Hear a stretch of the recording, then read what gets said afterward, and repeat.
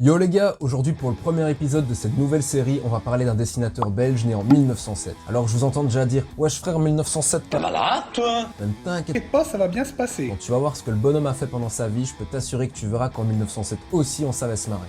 Enfin, on verra ça. Armand Simon, de son vrai nom, Armand Simon, est né en 1906 dans la magnifique bourgade de Pâturage, près de Colfontaine.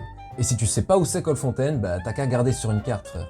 Bref, sur les bancs de l'Athénée de Mons, il va rencontrer ses deux grands potes avec qui il continuera de collaborer pendant une bonne partie de sa carrière. J'ai nommé Achille Chavet et Fernand Dumont. C'est aussi à ce moment-là qu'il découvre André Breton et ses chants de Maldoror, véritable leader du mouvement surréaliste à l'époque. Il s'évade de son Hénon natal pour aller étudier à l'Université libre de Bruxelles, mais ayant marre de Faire pitié et prendre le bus tous les jours? il décide d'arrêter ça et de se consacrer à son unique passion, le dessin.